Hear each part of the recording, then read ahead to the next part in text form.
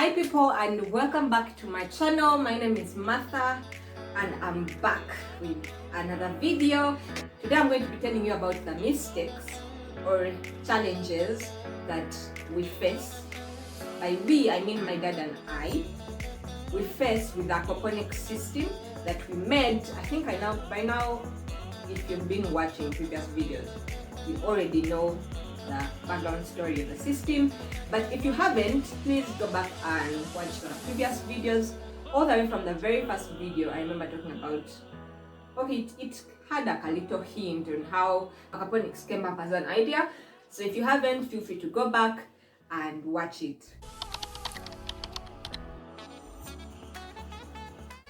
So point number one was raising the system.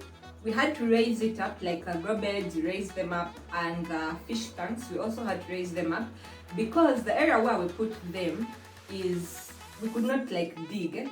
The area was very deep paved, and we did not want to like make any holes such that we put the sump tank down. In case you don't know, the sump tank is like the storage tank. It's like where the water, all the water around the system finally comes and collects, and then it's pumped back to the fish. In order to put it on top, we had to now raise the rest of the thing such that water can easily move around and the water could come back to the grow beds using gravity.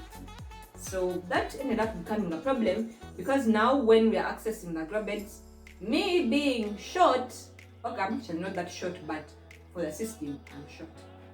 I have to now stand on a stool in order to get the things, maybe put plants or harvest different things that we harvest. And also the fish, I have to stand on some blocks. We decided to use blocks, not a stool, in order to like get there. So I would advise, find a place where you can put the sump tank down such that you don't have to stand on a stool all the time, and you have the grow beds at like waist level, because it would be easier for you to plant or do whatever that you want in the grow beds.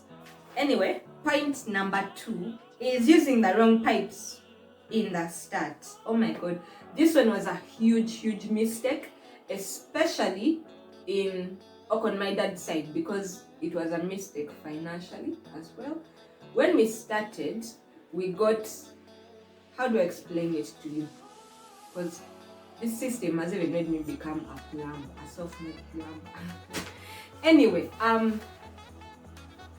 most hardware stores here in the country, in Uganda, their pipes of 2-inch are 52 millimeter. 52 millimeter is like small, but then the pipes that we needed were 63 millimeter of 2-inch. There are two types, but we did not know that. So of course in the beginning we were very excited. We were going to set up the system. My dad left me the money because he was working at that time, so me as the one who was mostly moving around doing the stuff, because anyway I enjoyed it.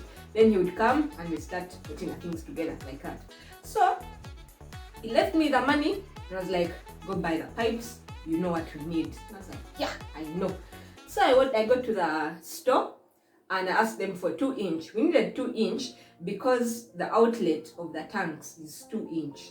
And how do I explain it? There are two ways in which you can pull water from the tank. There's through that outlet on the tank, but there's also using a pipe, a solids lifter inside the tank itself. Now we could not use a solids lifter because we thought like, it's going to take a lot more like money, having to drill a hole and prevent it from leaking. So we'd rather just start using the outlet, whereby it can also pull out the solids. Yeah, so I go to the shop, I buy 2-inch pipes, and yeah, we're excited. My dad comes back, we start connecting everything. We connect from the tanks themselves until we reached the what's it called, the solids filter.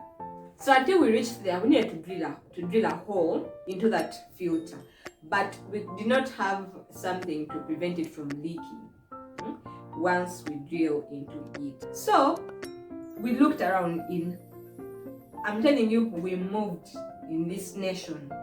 We moved and looked for the equipment, the pipes to use, whatever we could use. We looked for unicells first of all, Unicells are like those rubber things which most YouTubers who are doing aquaponics and they make videos of their what's it called, of their systems. It's what they mostly talk about. So they use those unicells. They're like rubbers. They just push the pipe inside. Chiwede. Now we looked around for unicells in the country. First of all, people would not even know what unicells are. Like, you say, we need unicells, and you just look like, are you in this world? Where are you from? What are unicells? That's the kind of face that people are giving us. So that's when we realized, okay, there are no unicells in the nation. At least we have not, from where we have looked, we have not found any. And we looked in many hardware stores, especially the ones which are like, the ones that are for like water, like they have pumps, they have water related things generally. So we didn't find. In case there's someone who was in Uganda, please let us know, because we still need them. Anyway, so but we then went to Gentex, the actual one. I don't know how to explain to you. Most of the hardware stores that we see around are like, what do they call it? They have like, they're I've run out of it. Like, I don't know what they call them. Okay, let me just define the process. They like just went to Gentex and asked to supply their things. So what do I call them? You've understood? So most of them are that kind of people, and they didn't have like all the Gentex things. So we went to the actual Gentex hardware place, their area of display and where they make the things. It's a big place full of Indians, and they're nice people, by the way. So we reached there, we found a gentleman who seemed to really understand those pipes and what. We went with a picture of what we wanted, because now we didn't know what could be used. So me and my dad just got some kind of pipe to like explain what exactly we want to do, and went with a 2-inch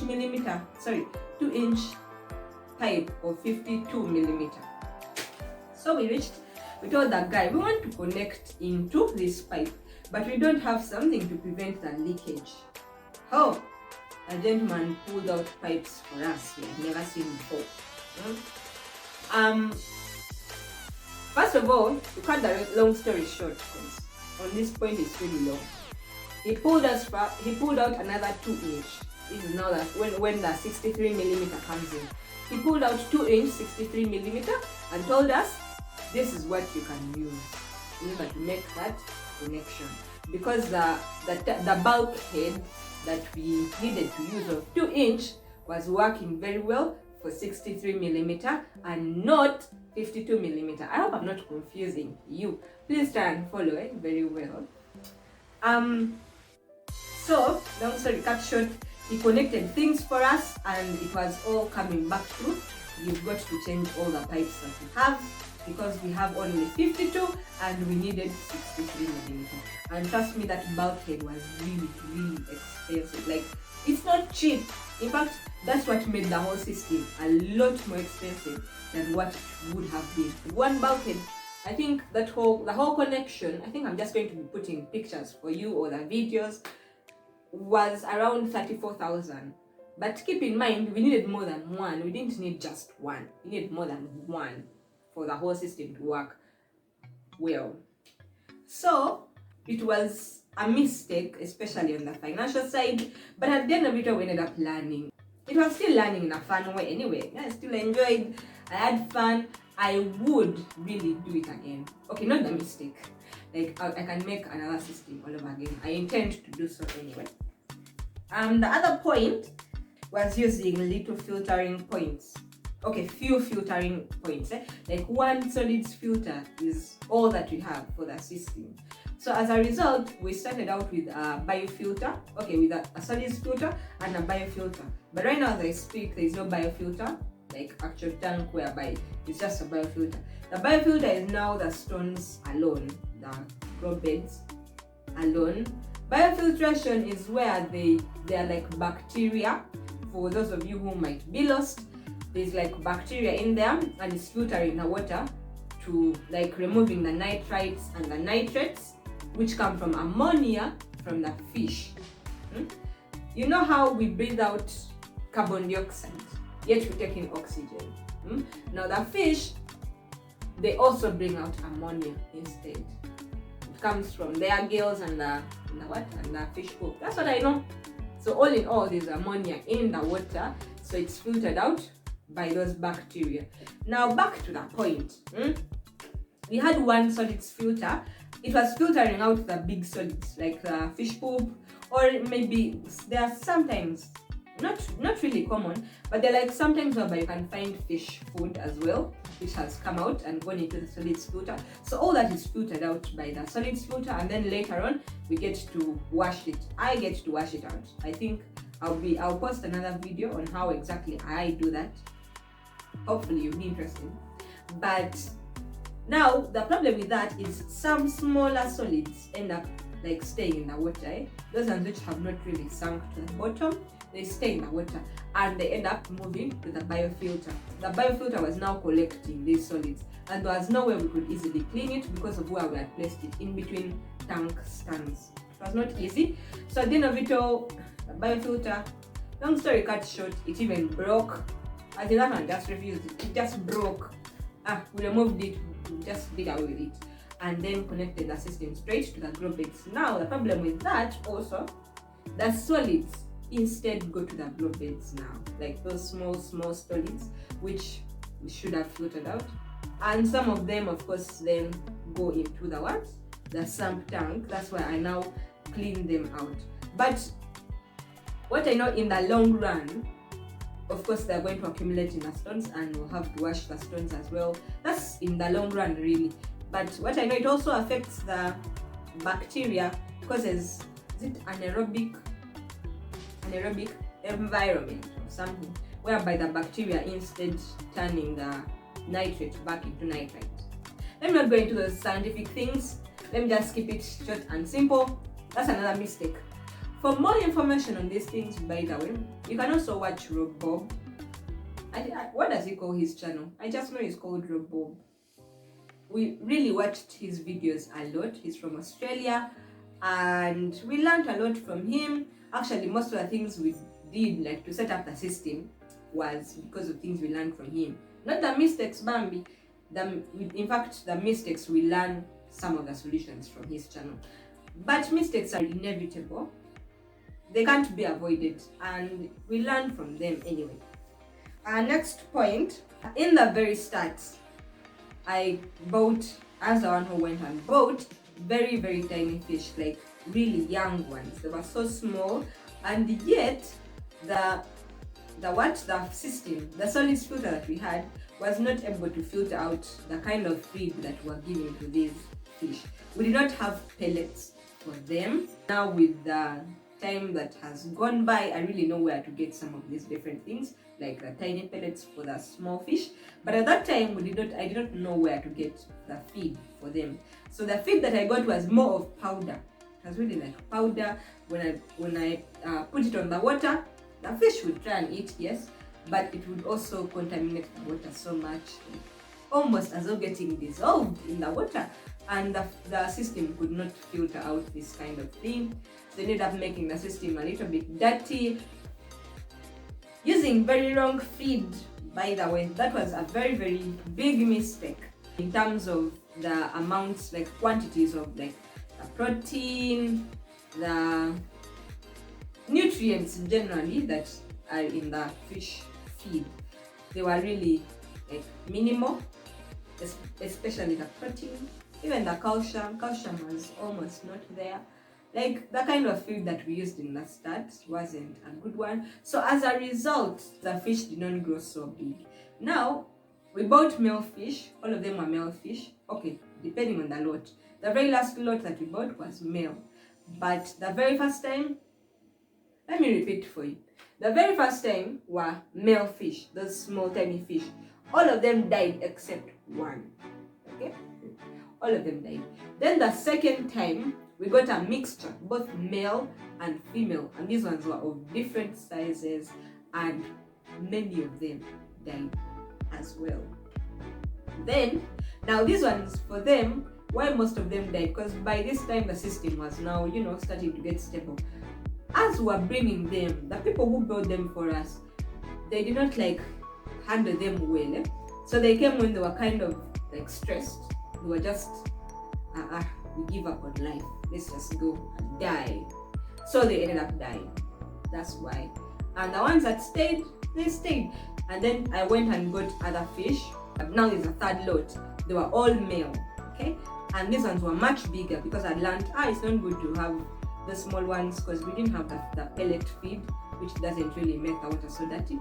So we got the bigger ones that were feeding on pellets, but the feed that we gave them had less protein, so they didn't grow as big. And for fish, I learned that before they get into, what do they call it? You know, like how human beings get into puberty. Now fish don't get into puberty, do they? Do fish get into puberty? Okay, just the time when they that time when they are getting sexually active, let me call it that. Now just before they get to that point, during this time they are like becoming bigger. It's a time where we should really utilize to feed them on more protein so that they grow bigger. That's what I learned. And when they get to that sexual stage where they're now starting to lay eggs, fertilize them, that kind of thing, though we had only males, the growth rate reduces a little bit, not much, but it slows down just a little. So the fish, were feeding them, they were growing bigger, but not so much. I kept on wondering what's wrong. I added some eggs to the feed, but of course not all the time. So by the time they reached that stage, they were not as big. They were still kind of small, like not yet half a kilogram. They were around like 300 grams, 300, 250, that kind of that place, instead of 500 grams. And that's when I realized that I should have given them feed that has a lot more protein. Now, the very last point, and this is the biggest one, okay? This point, should I do a drum roll even? Anyway, this point is worrying too much. That is the biggest of them all, biggest of the mistakes that I made, worrying too much about the system. Like, worrying in the perspective of, the fish, I can't go away, the fish are going to die if I'm not around. When electricity goes off, because electricity is also a big issue in the system running around it. If electricity goes off even just a little bit, the fish are going to die. When I don't feed the fish, they'll die. Generally, worrying was a lot. Until one time, I went away for around a week. And the system was fine. As in, the people who were around, of course, fed the fish. We told them the amounts which they are to give the fish. Also, if electricity went off, what they can do in order to like ensure that everything is running well, smoothly. And so at the end of it all, the system was, I just learned that, by the way, Martha, stop over worrying. The system is quite fine. It can handle itself. You did well. Keep learning. Keep changing things that need to be changed. And above all, ensure that it remains fun.